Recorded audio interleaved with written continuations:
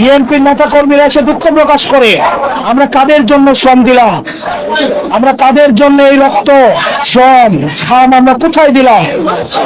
তাদের লক্ষ লক্ষ নেতা কর্মী জেল জুলুম খেটেছে, তারা মামলায় জর্জরিত ছিল। বিএনপির নেতা কর্মীরা অবর্ণনীয় নির্যাতনের মধ্য দিয়ে গিয়েছে। অত্যন্ত পরিতাপের বিষয়, বিএনপি তাদের নেতা কর্মীরা যেই বাংলাদেশের স্বপ্নে তারা এই জেল জুলুম খেটেছে, বিএনপি এই স্বপ্ন থেকে অনেক দূরে চলে গিয়েছে। প্রিয় চট্টগ্রামবাসী, আপনাদেরকে ওই বিএনপির এই নেতা কর্মীরা, মজলুম নেতা কর্মীদের তাদের দুঃখের গল্প কথা আপনাদেরকে শুনতে হবে। প্রত্যেকটা ঘরে ঘরে যেতে হবে, আপনাদেরকে মাথায় রাখতে হবে নীরবে একটি বিপ্লব ঘটে যাচ্ছে।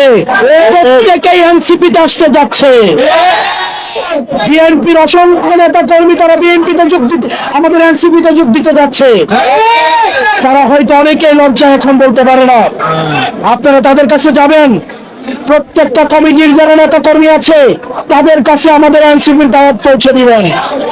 আমরা বিশ্বাস রাখতে চাই, যারা ক্ষমতাকে কুক্ষিগত করেছে, তারা বাংলাদেশ পন্থার বিরুদ্ধে চলে গিয়েছে, রাষ্ট্রের বিরুদ্ধে চলে গিয়েছে, আমাদের শহীদদের আকাঙ্ক্ষার বিরুদ্ধে চলে গিয়েছে। কিন্তু বিএনপির লক্ষ লক্ষ নেতা কর্মী এখনো পর্যন্ত আমাদের স্পিরিটের সাথে আছে। প্রিয় চট্টগ্রামবাসী, আপনারা প্রত্যেকটা রাজনৈতিক নেতা কর্মী প্রত্যেকটা মানুষের কাছে যাবেন, তাদেরকে সংগঠিত করবেন, তাদেরকে আমার পুনর্গঠন করতে হবে।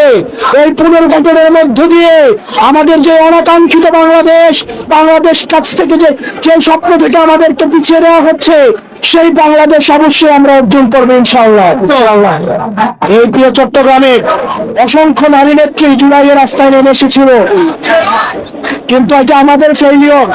আমরা তাদেরকে পুনর্গঠন করতে পারি নাই, তাদেরকে আমরা রিঅর্গানাইজ করতে পারি নাই। সেজন্য অনেক নারী নেতৃত্ব তারা রাজনীতি থেকে পিছিয়ে আসতে বাধ্য হয়েছে।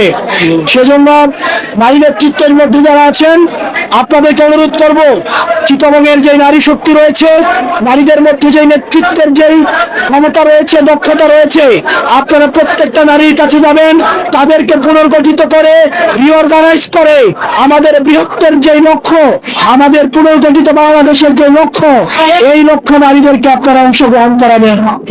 প্রিয় চট্টগ্রামের বাসী, এই প্রিয় চট্টগ্রামে ঢাকায় যখন আন্দোলন বন্ধ হয়ে গিয়েছিল, বন্ধ হওয়ার উপক্রম তৈরি হয়েছিল, চট্টগ্রাম থেকে আবার আন্দোলন আবার সারা বাংলাদেশে ছড়িয়ে গিয়েছিল।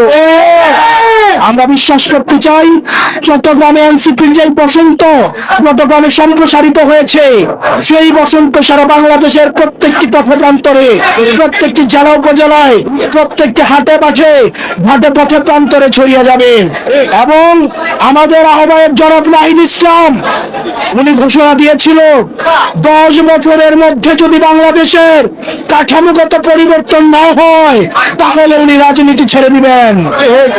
আমরা বিশ্বাস করতে চাই, আমরা প্রত্যেকটা মানুষ আমরা আমাদের নিজেদের সাংগঠনিক দায়িত্ব যথাযথ পালনের মধ্য দিয়ে, আমাদের আহ্বায়ক জনাব নাহিদ ইসলামের হাতকে শক্তিশালী করার মধ্য দিয়ে আমরা আমাদের আহ্বায়কের সেই স্বপ্নের কাঙ্ক্ষিত সংস্কারের যে বাংলাদেশ, সেই বাংলাদেশ অবশ্যই আমরা গঠন করবো ইনশাআল্লাহ।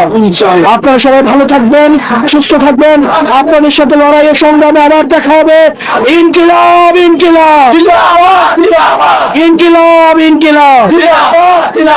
আসসালামু আলাইকুম ওয়া রাহমাতুল্লাহি ওয়া বারাকাতুহু।